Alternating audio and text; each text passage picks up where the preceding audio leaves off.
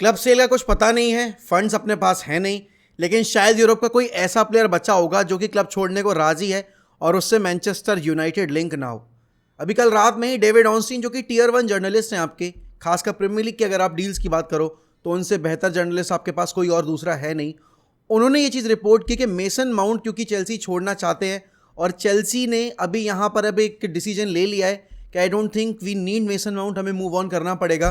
तो यहाँ पर मैनचेस्टर यूनाइटेड मेसन माउंट को लाने के लिए तैयार है और जो रिपोर्ट बताई जा रही है उसके अकॉर्डिंग भाई Ten Hag is a huge admirer of Mason Mount और I can understand. Mason Mount is pretty young, अभी हमने देखा है भाई कि उसकी अभी 24-25 साल का वो है,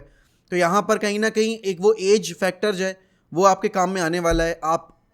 आप एरिक्सन के प्लेसमेंट पर एक कंपटीशन देख रहे हो, लेकिन सवाल ये है कि क्या 70 मिलियन या 60 मिलियन रिपोर्टेड बिड बताई जा रही है जो कि एक्सपेक्ट कर रही है चेल्सी, या फिर उतने पर ही सेल करेगी? क्या मेसन माउंट के उतनी बिड सबमिट करना सेंसिबल डिसीजन होगा जब आप 60-70 मिलियन में एक प्लेयर जो लेकर आ रहे हो? उसी एज ब्रैकेट में आपके पास ग्रेवेनबर्ग भी अवेलेबल है, 80 मिलियन के अराउंड आप निको बरेला के लिए भी जा सकते हो, या फिर आप अगर चाहो तो मैकैलिस्टर के लिए भी जा सकते हो। क्या ऐसे टाइम पीरियड में जब आपके पास बेहतर रन ऑफ फॉर्म वाले प्लेयर्स हैं जिनका सीलिंग थोड़ा ज़्यादा है और प्लस उन्होंने अपने पोटेंशियल को रेगुलर बेसिस पे हाईलाइट किया है, तो क्या मैं उनके लिए ना जाकर मेसन माउंट के लिए जाना चाहिए? क्योंकि अगर मैं क्रिएटिविटी की बात करूं तो पिछले 1.5 साल में मेसन माउंट के जो नंबर्स हैं क्रिएटिव डिपार्टमेंट में वो बहुत ज़्यादा डाउन गए हैं। और यहाँ पर कहीं ना कहीं आप ये बोलोगे, ये एक जो सबसे बड़ा कंसर्न है अभी मैनचेस्टर यूनाइटेड के लिए कि आप फ्रेंकी डियोंग से लिंक थे, जो कि बॉल कैरियर है, जो कि आपके बिल्डअप प्ले में आपकी हेल्प करेगा।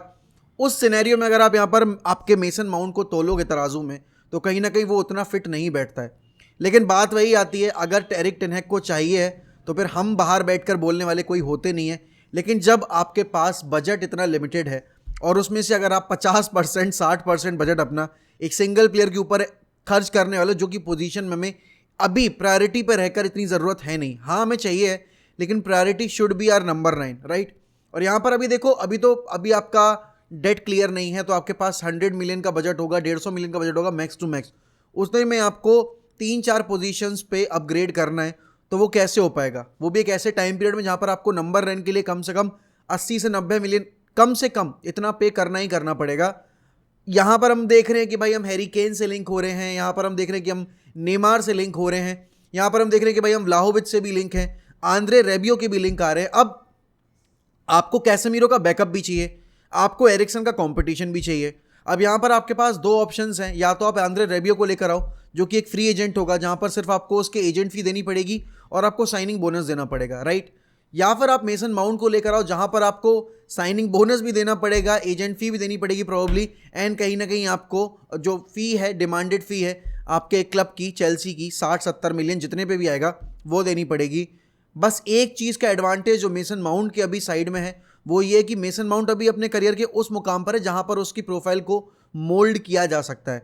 और he is a very versatile player, can play as a right winger, can play as a number 10, can play as a number 8 as well, while on the other hand Andre Rabiot is a pure number 8, तो वहाँ पर आपको थोड़ा, और slash number 6 as well, can play in the double pivot role alongside Casemiro. तो यहाँ पर अब हमें ये देखना है कि क्या यही दो ऑप्शंस होंगे जिनके पीछे हम जाएंगे, क्योंकि यूनाइटेड अगर ऑप्शंस अपने ऊपर नहीं रखेगी और अगर सिर्फ एक प्लेयर के ऊपर पिन डाउन करके बैठ जाओगे तो लास्ट ईयर जो आपका फ्रैंकी डियोंग के केस में हाल हुआ था वही यहाँ होने वाला है। फेब्रिजो तो बार बार एम्फोसाइज कर रहा है कि Erik Ten Hag wants to sign Rabiot, last year भी हम रेबियो साइन करने वाले थे बट वो डील नहीं जा पाई थी आगे, क्योंकि उसकी जो मॉम है, जो कि उसकी एजेंट भी हैं, उन्होंने ज़्यादा वेज डिमांड किए थे, ज़्यादा एजेंट फी डिमांड की थी, जो कि यूनाइटेड पे करने को तैयार नहीं थी। हमारी ऑलरेडी विंटर विंडो ख़राब हो चुकी है जिसकी वजह से हम यूरोपा लीग में आगे नहीं जा पाए,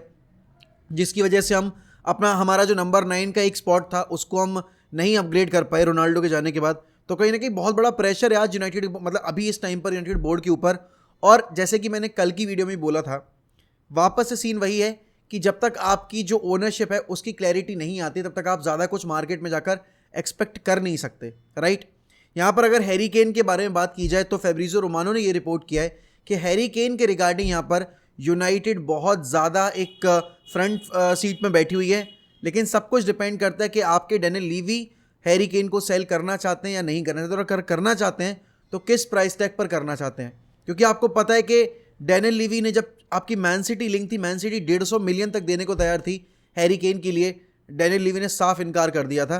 अब यहाँ पर प्लेयर कितना पुश करता है इस डील के लिए वो देखने वाली बात होगी, क्योंकि जब मैन सिटी आई थी ना तो हैरी केन ने ट्रेनिंग पे जाना बंद कर दिया था, he was forcing a move, लेकिन उस टाइम पर भी डैनियल लीवी बजन नहीं किया था। अब यहाँ पर क्योंकि आपके पास यूरोप नहीं है, आपके पास यूरोपा लीग की फुटबॉल नहीं होगी, प्रोबेबली अगर एस्टन विला जीत जाती है अपना गेम तो आप कॉन्फ्रेंस लीग भी नहीं खेल पाओगे, तो क्या बिना यूरोप के और जब एक ऐसे टाइम पीरियड में जाकर आपका मैनेजर अभी तक सिक्योर नहीं हुआ है, हैरी केन रुकेगा क्लब में या नहीं? और मेरे हिसाब से हैरी केन का ये आखिरी मेगा कॉन्ट्रैक्ट है, तो उसको भाई अपना एक डिसीजन जो अपने फ्यूचर को लेकर, अपनी लेगेसी को लेकर देखना पड़ेगा। He is already broken the record of उनके जो हाईएस्ट गोल स्कोरर हैं टॉटनहम हॉटस्पर्स के। यहाँ पर उसकी जो अभी पूरी एक फोकस है वो एलन शीरर के प्रीमियर लीग के all time goal scoring record को तोड़ने के ऊपर है, तो हम उसमें हेल्प कर सकते हैं एंड हैरी केन हमें हेल्प कर सकता है हमारा जो एक लॉस्ट चार्म है उसको वापस से रीस्टैब्लिश करने में। अदर देन दैट देखो यार, यूनाइटेड अभी डिफेंस में किंगमिन जे से लिंक है, लेकिन जैसे कि मैंने आपको पहले वीडियो में बताया था कि किंगमिन जे का जो आपका रिलीज क्लॉज है वो एक्टिवेट होगा जुलाई में, तो जब जुलाई तक का अगर आप वेट कर रहे हो तो फिर बाकी जो ऑप्शन है जैसे कि जूरियन टिम्बर हो गया आपका, एक्सेल डिसासी हो गया आपका, आपके बाकी प्लेयर्स हो गए, जाके आप अगर पोर्चुगल में देखोगे एंटोनियो सिल्वा वगैरह, तो फिर वहाँ पर आप अपना अगर एफर्ट नहीं डालोगे और अगर एंड में जाकर किंगमिन जे ने डील एग्री कर ली नेपोली से, तो फिर आप मैगवायर के रिप्लेसमेंट पर लेकर कौन आओगे? क्योंकि देखो मैगवायर तो is going to be sold, क्योंकि यहाँ पर मैगवायर अगर आपके वरान और लिसांद्रो मार्टिनेज के इंजर्ड होने के बावजूद बेंच पर बैठा हुआ है and Luke Shaw starting as the left centre back, तो कहीं ना कहीं वो टेन हैग के प्लान्स में नहीं है and Ten Hag is not confident while using him. तो डेफिनेटली वो एक बहुत बड़ा एक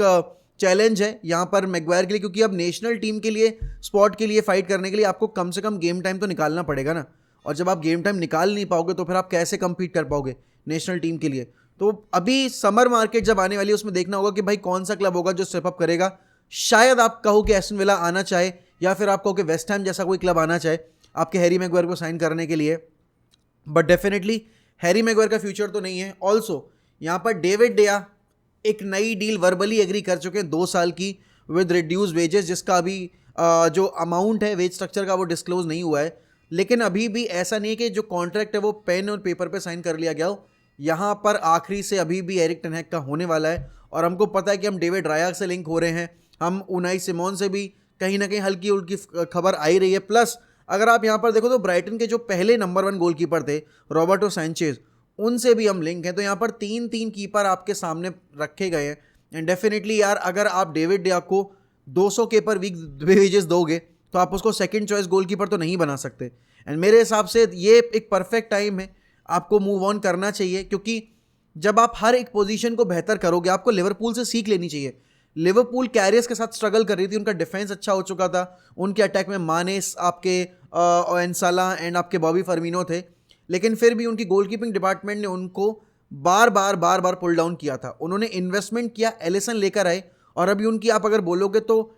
एलिसन वाली पोजीशन सबसे बेहतरीन पोजीशन है, एक्सेप्ट फॉर दैट अगर आप सलाह वाला राइट विंग रोल अगर हटा दो तो यहाँ पर यूनाइटेड को भी भाई अब फ्यूचर को कंसिडर करते हुए अपना अगला मूव देखना पड़ेगा एंड आपको अपग्रेड करना पड़ेगा अपना गोलकीपिंग डिपार्टमेंट।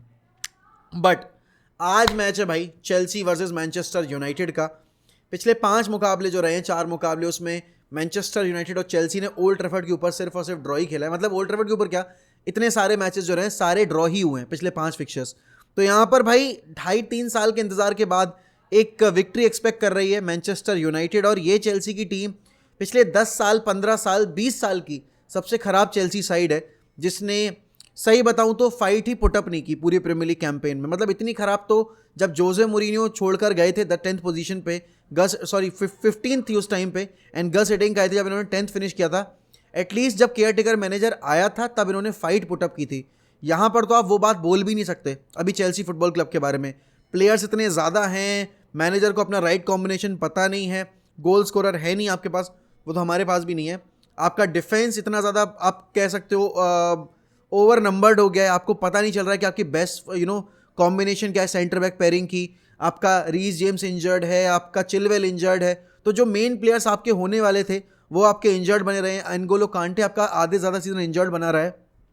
अगर इस चेल्सी साइड के अगेंस्ट भी आज मैनचेस्टर यूनाइटेड नहीं जीत पाती है तो काफ़ी शर्म वाली बात होगी। यूनाइटेड को चैंपियंस लीग फुटबॉल सिक्योर करने के लिए बस 1 पॉइंट चाहिए है, एंड फिर उनका चैंपियंस लीग का जो स्पॉट है वो कंफर्म हो जाएगा। United can easily win this fixture. जितने चांसेस हम बनाते हैं ओल्ड ट्रैफर्ड के ऊपर, बाहर की बात नहीं कर रहा मैं अवे टर्फ की, लेकिन जितने चांसेस हम ओल्ड ट्रैफर्ड पर रहकर बनाते हैं, अगर उन चांसेस को हम कन्वर्ट कर दें तो ये बहुत ही आसान विक्ट्री होने वाली है। लेकिन हम सबको पता है कि यूनाइटेड से जब जब एक्सपेक्टेशंस लगाई गई हैं, चाहे आप स्पर्स वाले गेम की बात करो, चाहे आप सेविया वाले गेम की बात करो, चाहे आप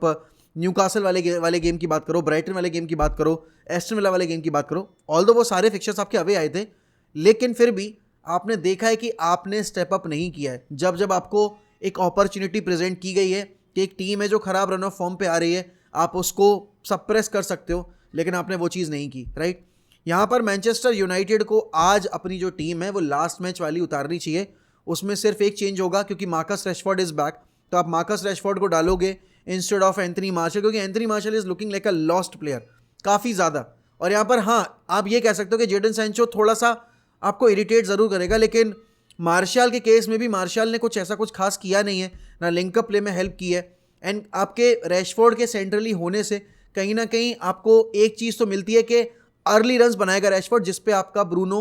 अर्ली जो थ्रू बॉल्स हैं वो डाल सकता है।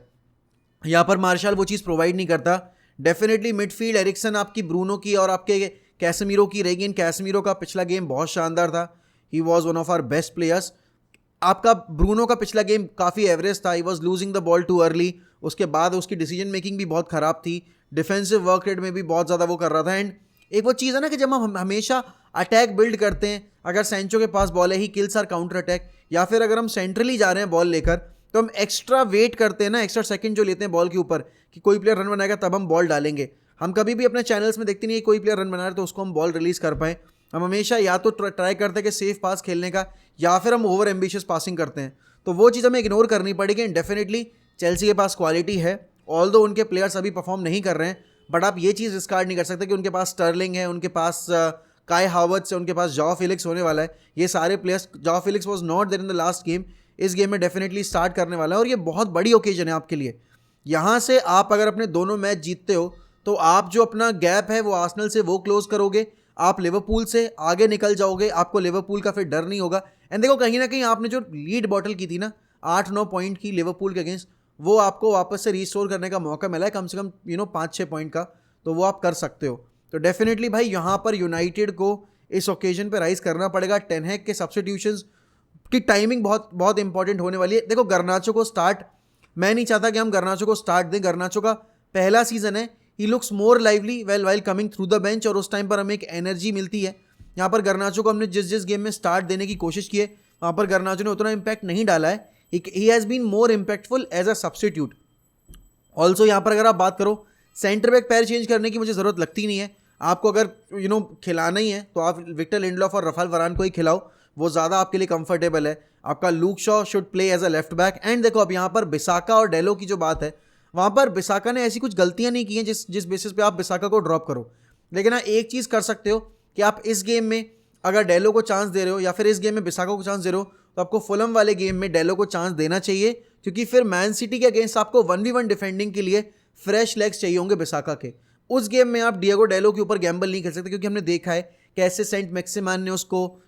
परेशान किया था, कैसे आपने सेविया वाले गेम में देखा था कि हमने उसको चांस दिया जब तो वो ही वॉज स्ट्रगलिंग। आपने देखा कि न्यूकासल वाले जो गेम में हमने उसको फाइनल में स्टार्ट दिया था डिएगो डेलो को, उस टाइम भी ही वॉज स्ट्रगलिंग, और बिसाका के आने के बाद ही हम थोड़ा स्टेबलाइज हुए थे, राइट। तो ये गैम्बल हम इस बार नहीं खेल सकते, it's the FA cup final, तो हमें उसके लिए बिसाका को ही स्टार्ट करना चाहिए। एंड अगर फिर बिसाका स्ट्रगल करेगा तो फिर आप अपना गेम प्लान चेंज कर सकते हो। बाकी टीम जो पिछले मैच में खेली थी जैसे कि मैंने बोला, उसमें सिर्फ एक ही चेंज करूंगा मैं, I take Anthony Martial out and put Marcus Rashford there, क्योंकि वो ट्रेन कर चुके हैं। चेल्सी के लिए तो देखो यार, चेल्सी एक कुछ बैटल्स जो है वो काफ़ी इंटरेस्टिंग होने वाली हैं, जैसे कि आपका एस्पिलिक्वेटा खेलेगा अगर राइट बैक की पोजीशन पे। पहली बात तो ये कि लैम्पार्ड बैक 4 की फॉर्मेशन में जाएंगे या बैक 5 की फॉर्मेशन में जाएंगे, वो देखने वाली एक चीज़ होगी, क्योंकि उनको पता है कि उनको डिफेंड करना है। और यहाँ पर चेल्सी के लिए देखो कुछ हासिल करने को तो नहीं है, लेकिन इट्स ऑल अबाउट प्राइड कि यूनाइटेड के होम पर भी जाकर आप हार रहे हो, इतने साल आपने ड्रॉ कर लिया, ये एक फिक्चर है। और पता है यही एक चीज़ है जो कि हमारे अगेंस्ट जा सकती है। चेल्सी हर एक क्लब से हारी है, चेल्सी लिवरपूल से हारी, आर्सेनल से हारी, मैन सिटी से हारी, स्पर्स से हारी, सारे क्लब से हारी है। लेकिन अगर यूनाइटेड एक इतने अच्छे होम रिकॉर्ड में चेल्सी को नहीं हरा पाएगी तो कहीं ना कहीं वो बहुत ही ज़्यादा एक मतलब आप कह सकते हो लेट डाउन वो फेज होगा यूनाइटेड के लिए कि आपने जिस अपने होम टर्फ पर लिवरपूल को हराया, मैन सिटी को हराया, आर्सेनल को हराया, स्पर्स को हराया, ब्राइटन वगैरह, ब्राइटन से तो आप हार गए सॉरी, लेकिन आपने न्यूकासल से ड्रॉ खेला, उस सीज़न में आप अगर चेल्सी को नहीं हराओगे, आई थिंक वो फिर बहुत बड़ा लेट डाउन होना। एंड डेफिनेटली यार साइनिंग्स तो चाहिए हैं। बताया जा रहा है कि आपको 6-7 दिन के अंदर क्लैरिटी मिल जाएगी ओनरशिप की, तो उसके बाद हम विंडो अपनी जो है वो प्लान कर सकते हैं, क्योंकि अभी देखो जो एफएफपी रूल्स एंड रेगुलेशंस हैं उसके हिसाब से भी पहले आपको प्लेयर सेल करनी पड़ेगी और उसके बाद ही जाकर आपको एक सर्टेन अमाउंट ऑफ जो फंड्स हैं वो मिलेगा खर्च करने को मार्केट में। और अगर आपका डेट ऑफ हो जाता है तो फिर भी आपको थोड़ा और क्वेश्चन मिलेगा। लेकिन हाँ, ये नहीं है जो रिपोर्टेड अमाउंट बताया जा रहा है कि भाई 500 मिलियन का अमाउंट होगा हमारे पास। It will be more around 200 to 250 million अगर हमारा डेट ऑफ हो जाता है और हम अगर प्लेयर सेल कर लेते हैं तो 250 मिलियन में तो आप 4 साइनिंग्स 5 साइनिंग एक्सपेक्ट कर सकते हो यूनाइटेड से। एंड डेफिनेटली अगर हम रैबियो को लेकर आगे एज ए फ्री एजेंट तो बहुत बड़ा आपके मतलब बूस्ट होगा ट्रांसफर मार्केट के लिए। लेकिन आप लोग बताइए आपके आज रात का प्रेडिक्शन क्या है। ऑल्सो अगर आपको मौका दिया जाए तो क्या आप मेसन माउंट को साइन करोगे for Manchester United at a given price of 60 million? मेरे हिसाब से 60 million is too much for Mason Mount. He hasn't done enough to justify that price tag. ठीक है, उसने चैंपियंस लीग जीत लिया, उसने एफए कप जीता है, but that doesn't change the fact that mason mount hasn't delivered in the last 1.5 season and he is going down the हिल, क्योंकि injuries record बहुत उसका खराब रहा है पिछले 1.5 सीजन के अंदर। तो I don't want to take that gamble. But आप लोग बता सकते हैं कमेंट सेक्शन में। अगर आप नए हैं चैनल पे तो प्लीज़ सब्सक्राइब करना मत भूलेगा, वीडियो लाइक करिए और कमेंट जरूर करिए।